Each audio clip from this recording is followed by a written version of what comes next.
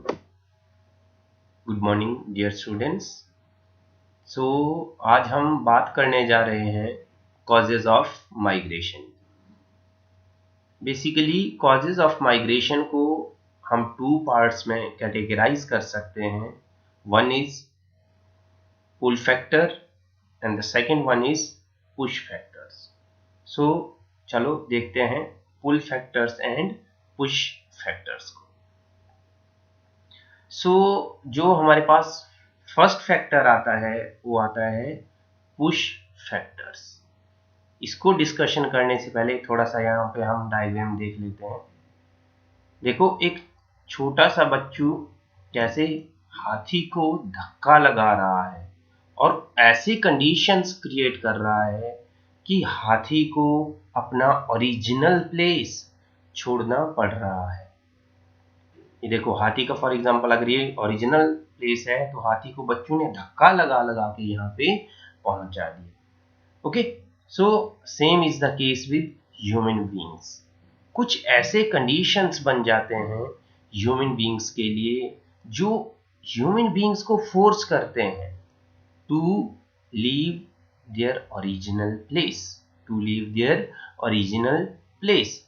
सो ऐसे कंडीशंस जो human beings को फोर्स कर रहे हैं अपने ओरिजिनल प्लेस को छोड़ने के लिए, उन्हें क्या कहा जाता है?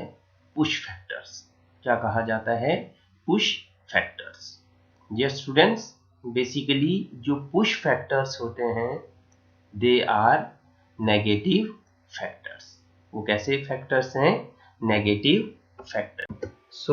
डियर स्टूडेंट्स, जो सेकंड फैक्टर्स आते हैं वो आते हैं पुल फैक्टर्स। यहाँ पे भी देखो जरा, ये डायग्राम को देखते हैं पहले।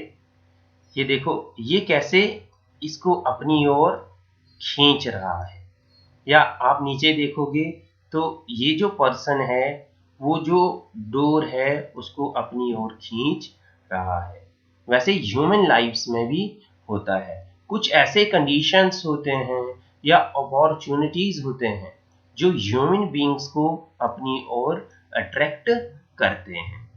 ओके, तो उन कंडीशंस को, उन अपॉर्चुनिटीज को जो लोगों को अपनी ओर अट्रैक्ट करते हैं, उन्हें क्या कहा जाता है?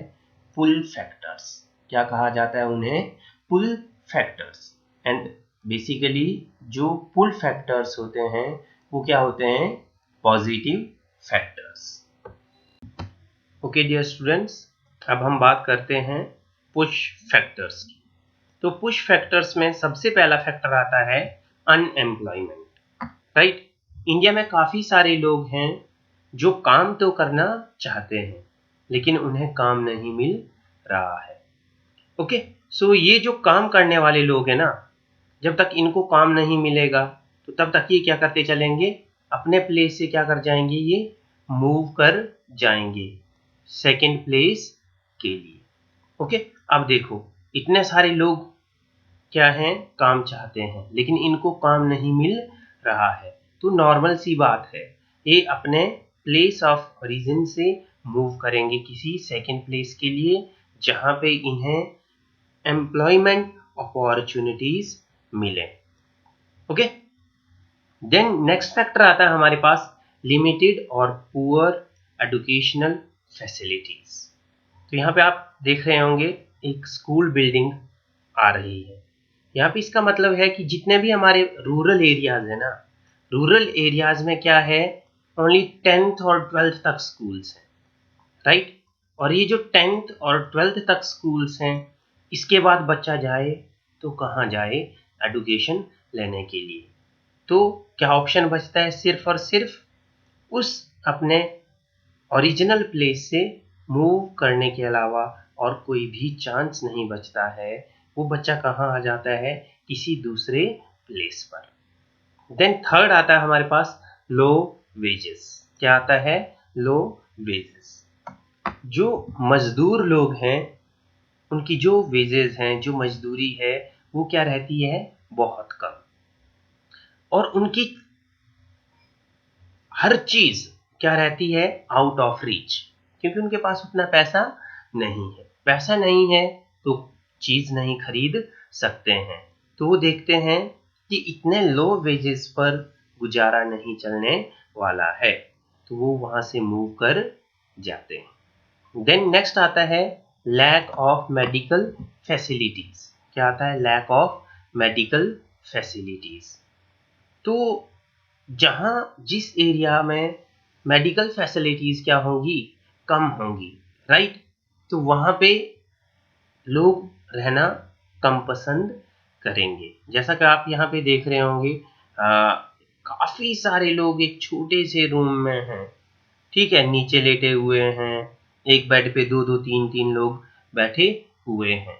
तो हर कोई ऐसे एरिया में नहीं जाना चाहेगा। ओके, देन नेक्स्ट आता है हमारे पास वॉर्स। क्या आता है? वॉर्स। जिस कंट्री में क्या होंगे? वॉर होंगे, लड़ाई चलती रहेगी, दूसरी कंट्री के साथ वॉर होता चलता रहेगा, तो उन एरिया में भी लोग बसना पसंद नहीं करते हैं। Next factor is poor infrastructure. क्या आता है नेक्स्ट फैक्टर? Poor infrastructure. ये जो पुअर इंफ्रास्ट्रक्चर है ना, इसका मतलब है कि वहां पे जो नेटवर्क सिस्टम है किसका? रोड्स एंड रेलवेज का, वो बहुत पुअर है। ओके, और वहाँ की जो बेसिक फैसिलिटीज हैं वो भी लोगों को नहीं मिल रही हैं। जैसे वहाँ पे हॉस्पिटल्स नहीं है, वहाँ पे स्कूल्स नहीं है। तो जहाँ पे ये सारे इंफ्रास्ट्रक्चर नहीं होंगे, वहाँ पे लोग बसना पसंद नहीं करेंगे, वहाँ से क्या कर जाएंगे? शिफ्ट कर जाएंगे। ओके, देन उसके बाद जो फैक्टर आता है हमारे पास, main factor, that is poverty. क्या आता है? पॉवर्टी। हमारे देश में देखा जाए तो काफी सारे लोग बिलो पॉवर्टी लाइन रह रहे हैं।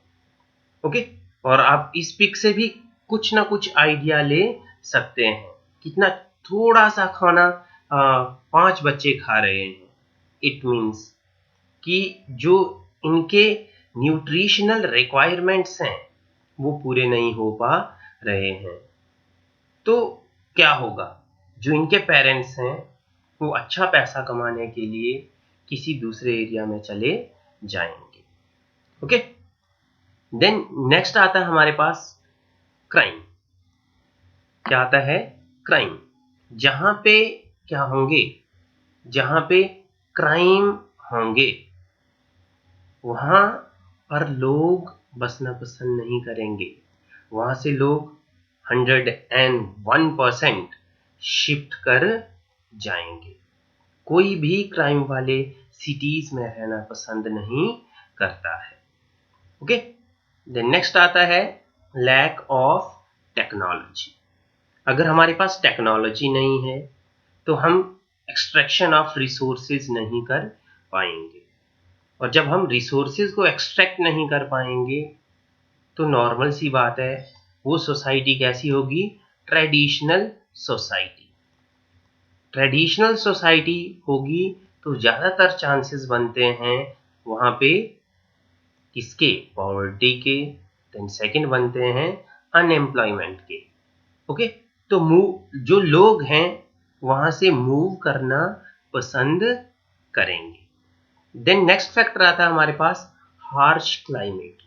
हार्श क्लाइमेट का मतलब है यहाँ पे कि बहुत ज्यादा गर्मी होना, या बहुत ज्यादा सर्दी हो सकती है ना? या जैसे हमारे पास इक्वेटोरियल रीजन्स आगे बहुत ज्यादा गर्म एरियाज हो गए, तो वहां पे भी लोग रहना पसंद नहीं करेंगे। ओके, और वहां से मूव कर जाएंगे। पुअर लिविंग स्टैंडर्ड, बहुत इजी है। जहां पे लोगों का स्टैंडर्ड ऑफ लिविंग क्या होगा? काम होगा, तो अपना स्टैंडर्ड ऑफ लिविंग इंप्रूव करने के लिए क्या कर जाएंगे? उस प्लेस से मूव कर जाते हैं। Next factor is poor safety and security. तो जहां पे कोई ना तो सेफ्टी है ना सिक्योरिटी है, तो वहां पे कोई बसना पसंद करेगा?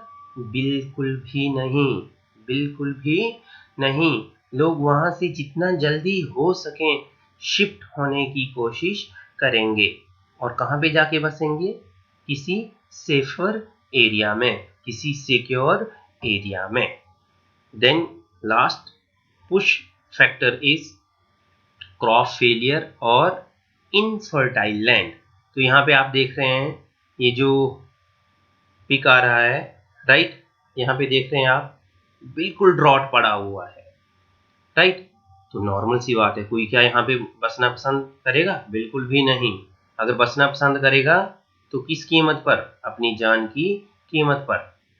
उसे अगर मरना पसंद है तो वो जरूर यहाँ पे बसना पसंद करेगा, अदरवाइज वो यहाँ से शिफ्ट कर जाएगा, क्योंकि उसको पता है कि वहाँ पे क्या हो सकता है, क्रॉप फेलियर हो सकता है, क्योंकि वो लैंड कैसा है? Infertile land. Okay dear students, so अब बात करते हैं पुल फैक्टर्स की। पुल फैक्टर मीन्स कुछ ऐसी कंडीशंस, कुछ ऐसी सिचुएशंस जो लोगों को अपनी ओर अट्रैक्ट करते हैं। तो उन सभी फैक्टर्स में जो लोगों को अपनी ओर अट्रैक्ट करते हैं, उसमें मैं सबसे पहले बोलना चाहूँगा अवेलेबिलिटी ऑफ जॉब्स, या जिसको हम बोल सकते हैं एम्प्लॉयमेंट। क्या बोल सकते हैं? एम्प्लॉयमेंट। जहाँ पे एम्प्लॉयमेंट होगी वहाँ की ओर लोग मूव करेंगे। ओके, सो एम्प्लॉयमेंट सबसे बड़ा पुल फैक्टर माना जा सकता है, स्पेशली इंडिया के कॉन्टेक्स्ट में। देन नेक्स्ट आता है हमारे पास एजुकेशनल फैसिलिटीज।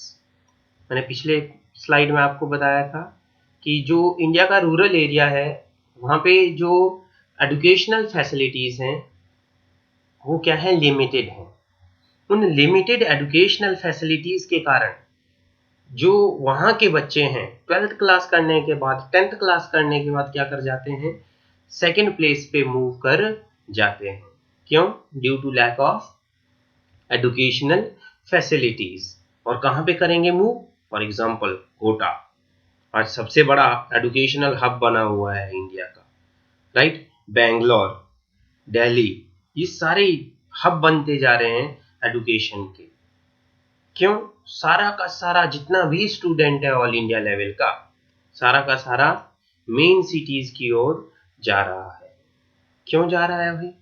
सिंपल, एक शब्द से क्लियर कर सकते हैं आप, that is education, education and education. Then next factor is high wages. अगर हम सिटीज की बात करते हैं, मेट्रोपॉलिटन सिटीज की बात करते हैं, तो वहाँ पे लोगों को क्या मिलते हैं? जो मजदूरी है, जो वेजेस हैं, वो क्या मिलते हैं? बहुत ज़्यादा मिलते हैं, जिसके कारण लोग अट्रैक्ट होते हैं किसकी ओर? सिटीज की ओर। The next factor is medical facilities. अगर हम चंडीगढ़ की बात करते हैं, हैदराबाद की बात करते हैं, बेंगलोर की बात करते हैं, अहमदाबाद की बात करते हैं, तो ज़्यादातर लोग उन सिटीज़ में क्यों बसना पसंद करते हैं?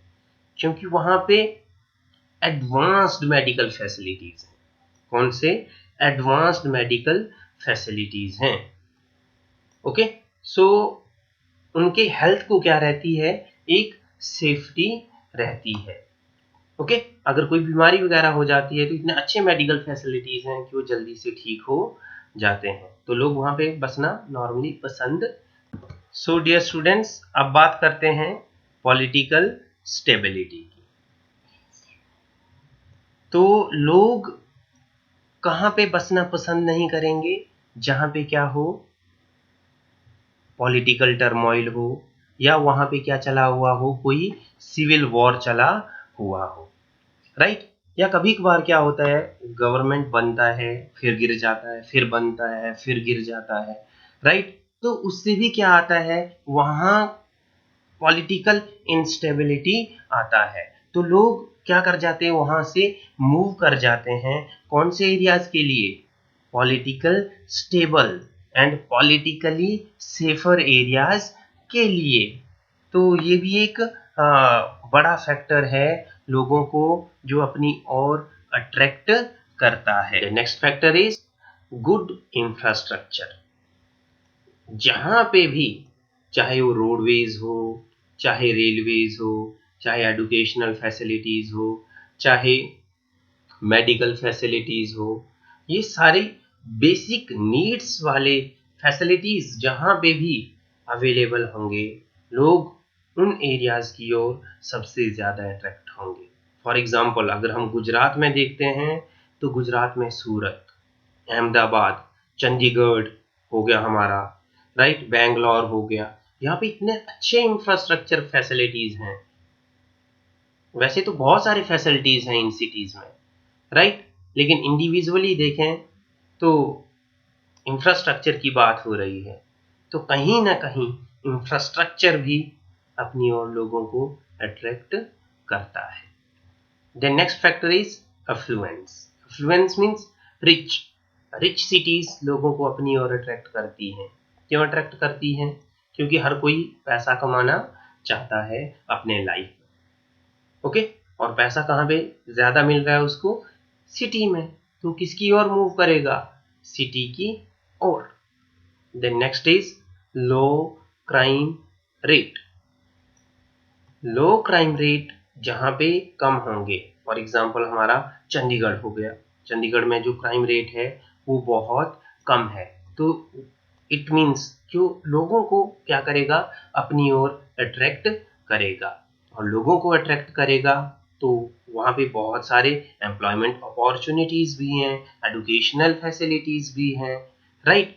तो क्या होता जाएगा? वहाँ का पॉपुलेशन भी इंक्रीज होता जाएगा, ओके। देन आता है हमारे पास हाई लेवल ऑफ टेक्नोलॉजी। इसका सबसे बेस्ट एग्जांपल क्या रहेगा हमारे पास? बेंगलोर। बेंगलोर लोगों को अपनी ओर अट्रैक्ट कर रहा है, किसके कारण?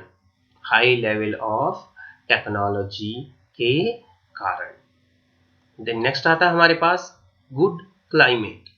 गुड क्लाइमेट को आप यहाँ पे मैप से भी समझ सकते हैं कि ये जो कोस्टल एरिया है ना इंडिया का, और ये जो ये वाला कोस्टल एरिया है, यहाँ पे क्या है?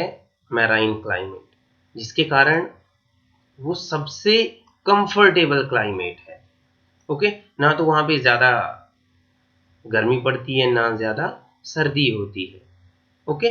तो लोग कहाँ पे बसना पसंद करेंगे? मॉडरेट क्लाइमेट में, ओके। तो क्लाइमेट भी लोगों को अपनी ओर अट्रैक्ट करता है।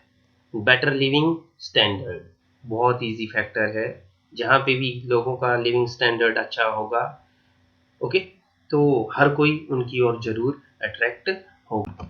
द नेक्स्ट फैक्टर आता है हमारे पास अ सेफर एटमोसफियर।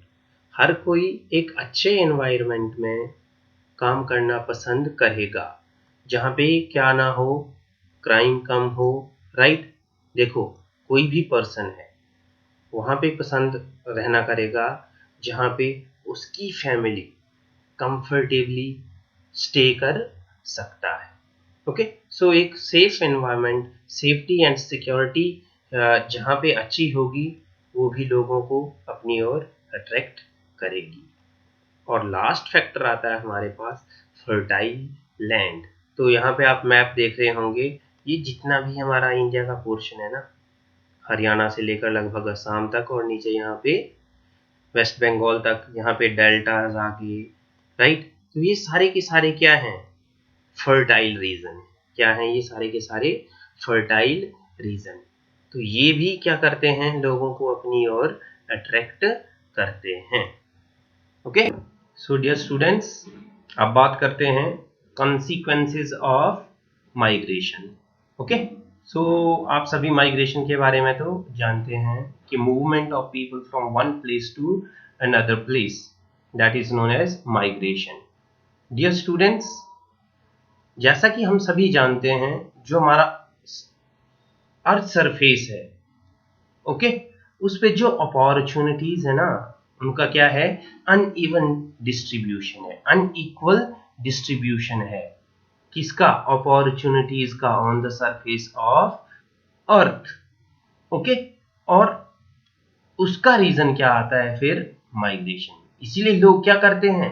माइग्रेट करते हैं from one place to another place, okay.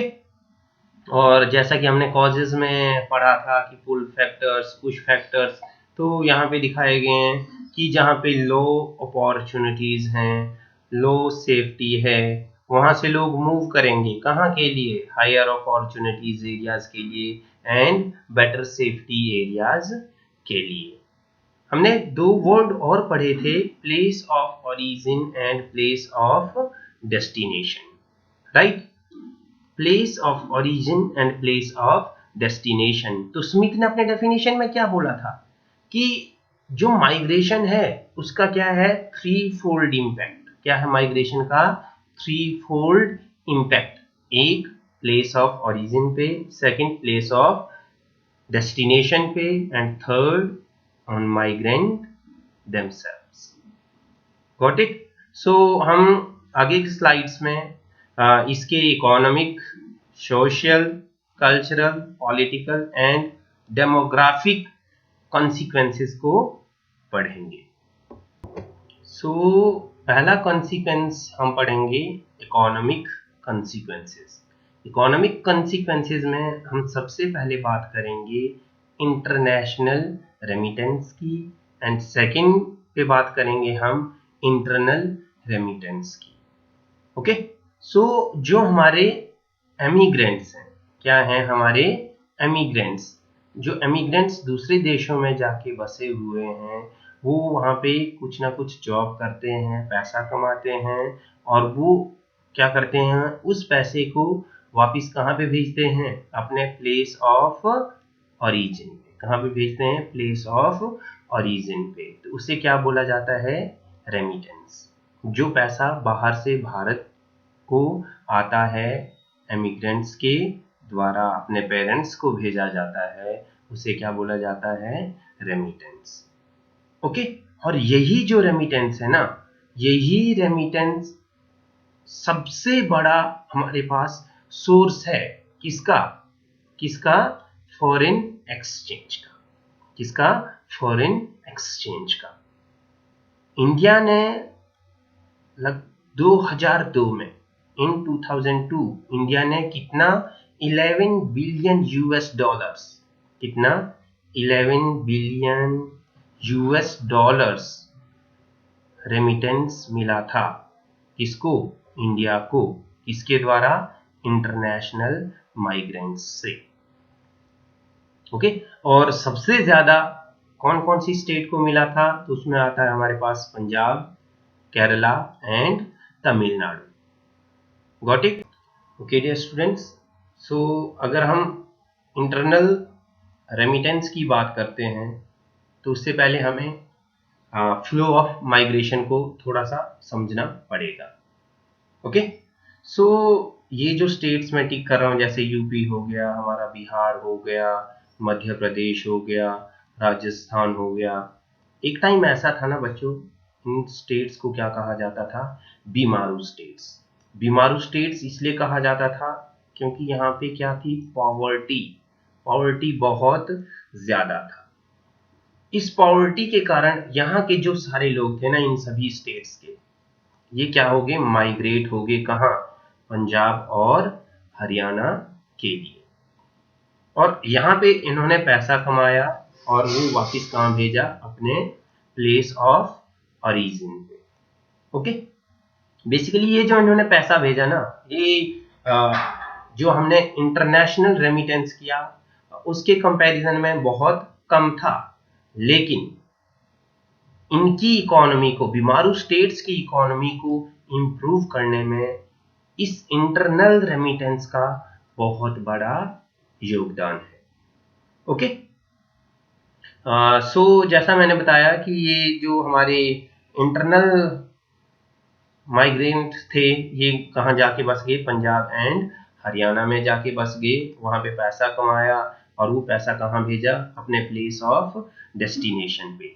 और ये काफी पुअर स्टेट्स थे, राइट, जिसके कारण जो इन्होंने रेमिटेंस भेजा अपने प्लेस ऑफ ओरिजिन पे, तो प्लेस ऑफ ओरिजिन पे ये जो रेमिटेंस था ये यूज किया जाता था फूड के लिए, या उन्होंने जो अपना डेब्ट लिया होता था उसको वापस करने के लिए, या कोई ट्रीटमेंट करवाने के लिए, या अपने बच्चों की मैरिजेस करवाने के लिए, या चिल्ड्रंस के अपने एजुकेशन के लिए, या जो छोटा मोटा एग्रीकल्चर करते थे उसके जो इनपुट्स आते हैं, चाहे वो छोटी मोटी मशीनरी हो गई, चाहे फर्टिलाइजर्स हो गए, राइट, या वो यूज करते थे अपने मकान बनाने के लिए।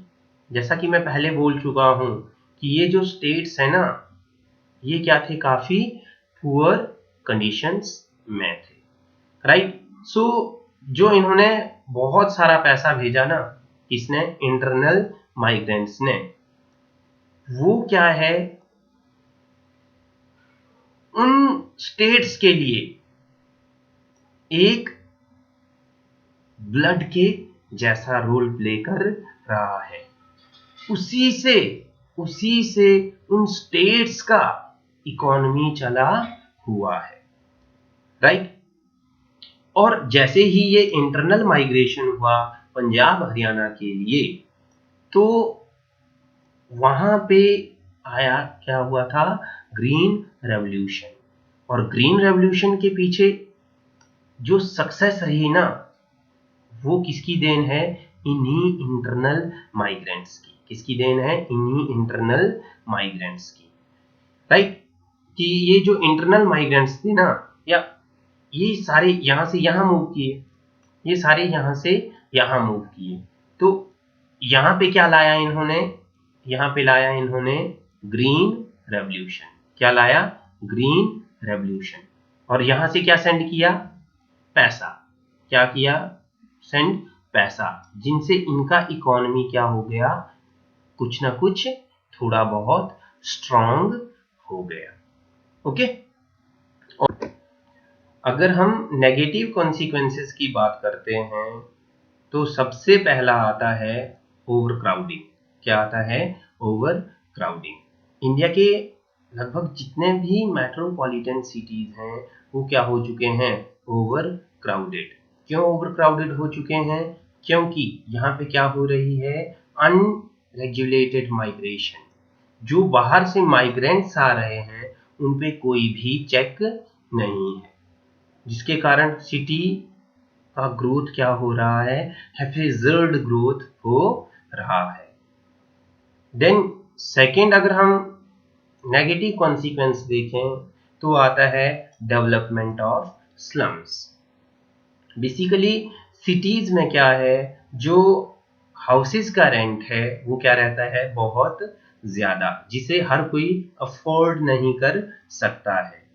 ओके, तो लोग क्या करना शुरू कर देते हैं, छोटे छोटे एरियाज में बसना शुरू कर देते हैं, और वो छोटे छोटे एरियाज टाइम के साथ बड़े बड़े हो जाते हैं। ओके, और वहां पे जो हाउसेज होते हैं, दे आर डिलैपिडेटेड, टूटे फूटे हाउसेज होते हैं, टारपोलिन के हाउसेज होते हैं। और अगर हम महाराष्ट्र में देखें, तो महाराष्ट्र में एक धारावी स्लम आता है, जो एशिया का सबसे बड़ा स्लम है। और वहां पे ज्यादातर कौन रह रहे हैं, माइग्रेंट्स। कौन रह रहे हैं, माइग्रेंट्स। गुजरात, कर्नाटका, तमिलनाडु, दिल्ली, इन सभी एरियाज में क्या हो चुका है, स्लम्स का डेवलपमेंट हो चुका है। और रीजन क्या है उसके पीछे, इंटरनल माइग्रेंट्स। सेकेंड पॉइंट आता है हमारे पास, डेमोग्राफिक कॉन्सिक्वेंसेस। सो डेमोग्राफिक कॉन्सिक्वेंसेस में हम देखेंगे कि place of origin and place of destination की डेमोग्राफी पे क्या इफेक्ट पड़ते हैं, किसके, माइग्रेशन के। तो सबसे पहला जो इफेक्ट पड़ता है वो पड़ता है रीडिस्ट्रीब्यूशन ऑफ पॉपुलेशन पे। कहां पे, रीडिस्ट्रीब्यूशन ऑफ पॉपुलेशन से। लोग बेसिकली उन एरिया से भी माइग्रेट करते हैं जहां पे पॉपुलेशन बहुत ज्यादा रहता है, और कम पॉपुलेशन वाले एरियाज में जाके सेटल होना पसंद करते हैं। तो उसके कारण क्या हो जाता है, रीडिस्ट्रीब्यूशन ऑफ पॉपुलेशन। देन हमने पॉपुलेशन ग्रोथ में पढ़ा था कि पॉपुलेशन ग्रोथ के तीन मेजर कंपोनेंट्स हैं। कितने मेजर कंपोनेंट्स हैं, तीन। कौन कौन से, birth rate and death rate, right. और तीसरा कौन सा बच जाता है, तीसरा आ जाता है हमारे पास माइग्रेशन। तीसरा कौन सा आ जाता है? माइग्रेशन। सो आज ये जो इंडिया की सिटीज का पॉपुलेशन ग्रोथ हो रहा है ना, उसके पीछे birth rate and death rate तो है ही है, लेकिन मेजर जो फैक्टर है वो माइग्रेशन रोल प्ले कर रहा है, क्योंकि रूरल एरियाज से बहुत सारा अनरेगुलेटेड माइग्रेशन हो रहा है अर्बन एरियाज की, और जिसके कारण हमारे सिटीज का जो पॉपुलेशन ग्रोथ है ना, वो बहुत जल्दी जल्दी हो रहा है। नेक्स्ट पॉइंट आता है हमारे पास कि जो प्लेस ऑफ ओरिजिन है, इस पॉइंट को समझना बहुत जरूरी है, इसको बहुत ध्यान से सुनना है। अगर ये समझ आ गया ना तो सोचो डेमोग्राफिक कॉन्सिक्वेंसेस 70% आपको समझ आ गया है। प्लेस ऑफ ओरिजिन से क्या हो रहा है? Age, sex and skill selective migration हो रहा है। यहां पे देखते चलो आप, राइट। प्लेस ऑफ ओरिजिन से मैंने क्या कहा? Age plus sex plus skill selective migration हो रहा है। ये माइग्रेशन कहां से हो रहा है? रूरल एरियाज से। कहां के लिए? अर्बन एरियाज के लिए। तो कौन सी एज वाले यहां पे ज्यादातर लोग मूव करेंगे? नियर अबाउट 15 टू 40 वाले। किन्हें? 15 टू 40 और 45 रख लो, राइट, क्योंकि ये क्या है? इकोनॉमिक प्रोडक्टिव एज ग्रुप है। ओके, अब एज कंप्लीट हो गया हमारे पास। अब सेकंड क्या आ गया? सेक्स। सेक्स में कौन मूव कर रहा है? मेल। ओके, और मेल में भी कौन मूव कर रहे हैं? जिनके पास कोई ना कोई क्या है? स्किल है, काम करने का कोई ना कोई स्किल है। वो मूव किए किसकी ओर? अर्बन एरियाज की ओर। और जब ये अर्बन एरियाज की ओर मूव किए तो उसका क्या इफेक्ट पड़ा? इम्बैलेंस। इम्बैलेंस किस में आया? एज एंड सेक्स कंपोजिशन में। कहां के? वो प्लेस ऑफ ओरिजिन पे भी आया और प्लेस ऑफ डेस्टिनेशन पे भी। प्लेस ऑफ ओरिजिन पे क्या होगा? यहाँ पे सेक्स रेशियो क्या हो जाएगा? इंक्रीज हो जाएगा, क्योंकि जो मेल पॉपुलेशन था वो मूव कर गया अर्बन एरियाज की ओर, तो फीमेल का पॉपुलेशन क्या हो जाएगा? इंक्रीज हो जाएगा। और जो सेक्स रेशियो है सिटीज में वो क्या हो जाएगा? कम हो जाएगा। क्यों? क्योंकि यहाँ पे सिर्फ और सिर्फ कौन आए? Male, right. तो फीमेल की पॉपुलेशन क्या हो जाएगी? मेल के कंपैरिजन में कम हो जाएगी। तो इसका जो एडवर्स इफेक्ट है ना, वो कहाँ पे हो रहा है? दोनों प्लेसेस पे हो रहा है। कहाँ कहाँ पे? चाहे वो प्लेस ऑफ ओरिजिन हो, चाहे वो प्लेस ऑफ डेस्टिनेशन, या जिसको हम बोल सकते हैं रेसिपिएंट स्टेट। लास्ट में एक क्वेश्चन देखते हैं। What is the cause of imbalance in sex ratio in the place of origin and place of destination? तो इसका बिल्कुल सिंपल सा आंसर है प्यारे बच्चों, वो है age, sex and skill selective outmigration. Outmigration from where? From rural areas to urban areas. Dear students, third point आता है सोशल कॉन्सिक्वेंसेस। जैसा कि हमने प्रीवियस स्लाइड्स में भी किया था कि जो माइग्रेंट्स है ना, they are the agent of social change and cultural diffusion. तो इसको एक एग्जांपल से कर लेते हैं। थोड़ा सा आप ध्यान से सुनेंगे तो बहुत इजीली ये आपको याद भी हो जाएगा। प्लेस ऑफ ओरिजिन से माइग्रेंट्स कहाँ जाते हैं? प्लेस ऑफ डेस्टिनेशन पे। तो अपने कुछ कल्चर, ट्रेडिशंस, रिचुअल, राइट्स लेके जाते हैं, तो उससे इफेक्ट करते हैं डेस्टिनेशन के कल्चरल वैल्यूज को। सेम क्या होता है? वो डेस्टिनेशन पे जहाँ पे जाते हैं वहाँ की जो न्यू टेक्नोलॉजी है, वहाँ पे जो फैमिली प्लानिंग प्रोग्राम्स चले हुए हैं, या वहाँ की जो गर्ल्स एजुकेशनल फैसिलिटीज हैं, उन्हें देखकर जो उनकी सोच है, जो उनका थिंकिंग लेवल है, वो क्या हो जाता है, इम्प्रूव हो जाता है। और वो उन चीज़ों को जो अर्बन एरियाज में हो रही हैं, उन्हें कहाँ पे शुरू कर देते हैं, अपने रूरल एरियाज में। तो एक बहुत पॉजिटिव पॉइंट है, किसके लिए, रूरल एरियाज के लिए। सिमिलरली क्या होता है, जहाँ पे जाकर माइग्रेंट्स सेटल होते हैं, वहाँ पे क्या होता है, इंटरमिक्सिंग होती है, किसकी, डिफरेंट डिफरेंट कल्चर्स की। किसकी मिक्सिंग होती है, डिफरेंट डिफरेंट कल्चर्स की। ओके। और इसके काफ़ी सारे पॉजिटिव कंट्रीब्यूशंस भी हैं, जैसे evolution of composite culture. Composite cultures means बहुत सारे कल्चर्स मिलकर क्या बना रहे हैं, एक कल्चर, राइट। जो हमारे पास ट्रेडिशनल या जिसको बोलेंगे हम ऑर्थोडॉक्स थिंकिंग है, वो भी क्या होती है, खत्म होती है। और जो लोगों का मेंटल हॉराइजन है, सोचने का जो नजरिया है, वो भी क्या हो जाता है, चेंज हो जाता है। ओके। तो ये हमारे सारे के सारे क्या थे, positive consequences. Dear students, negative consequences में आता है एनोनिमिटी।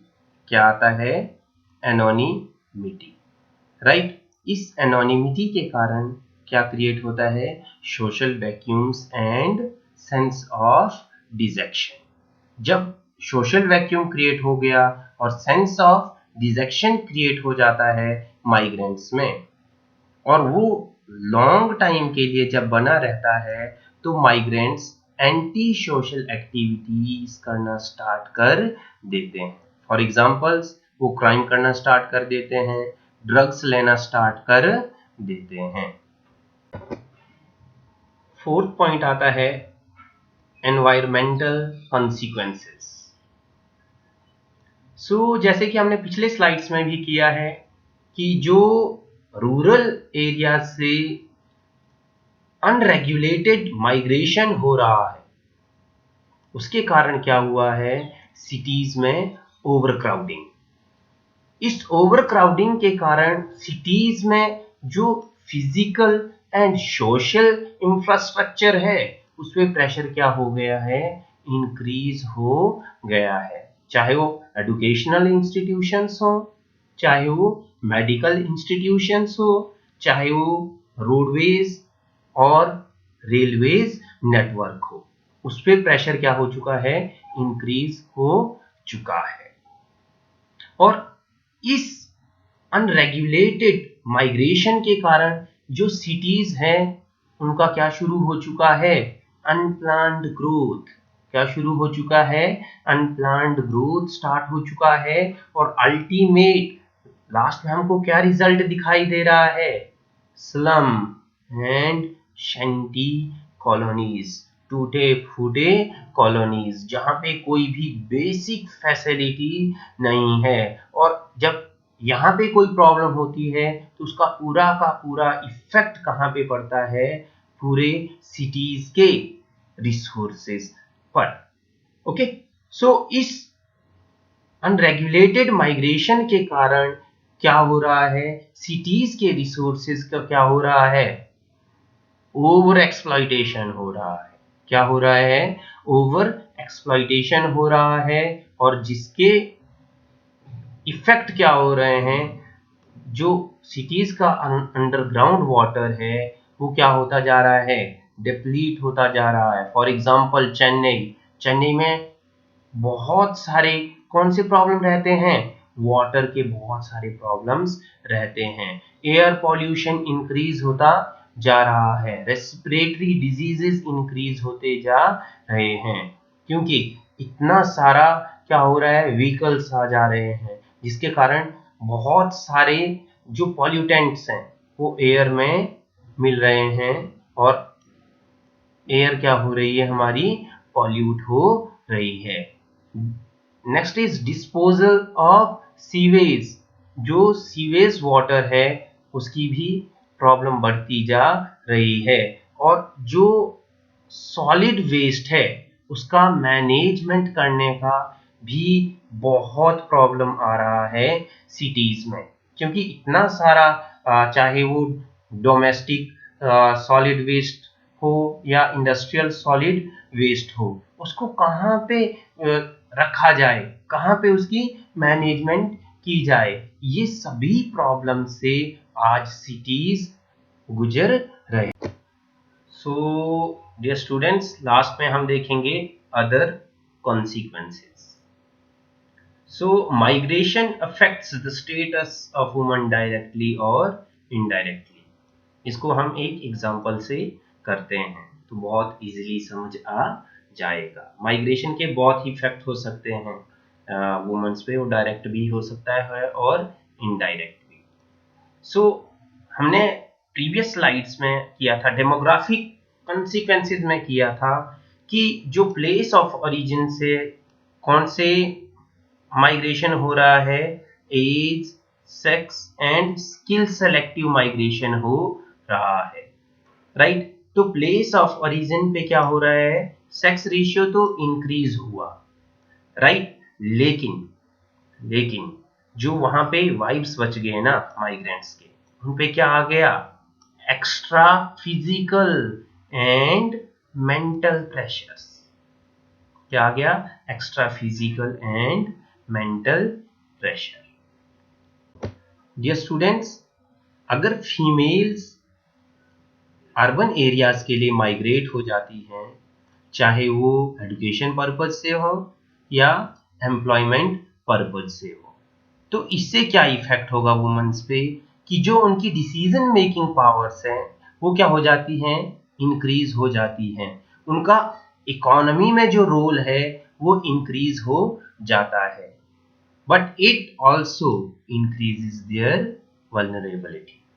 उनके साथ चांसेस बढ़ सकते हैं किसके, सोशल क्राइम के भी। तो अगर हम नेक्स्ट देखते हैं पॉइंट, तो हमने क्या देखा था कि हमको चाहे वो इंटरनेशनल रेमिटेंस हो चाहे वो इंटरनल रेमिटेंस हो, वो क्या है, सोर्स रीजन के लिए क्या है, बेनिफिट देता है। क्या देता है, सोर्स रीजन के लिए बेनिफिट देता है। लेकिन अगर हम दूसरे वे से देखें तो सोर्स रीजन क्या कर रहा है, लॉस भी तो कर रहा है ना, किसका, ह्यूमन रिसोर्सेज का। उसके ह्यूमन रिसोर्स भी तो गए ना वहां से, कहां के लिए, प्लेस ऑफ डेस्टिनेशन के लिए, राइट। और वो भी कौन से सोर्स गए, स्किल्ड पीपल गए, कौन से, स्किल्ड पीपल गए, right. So that's all for today, thank you so much.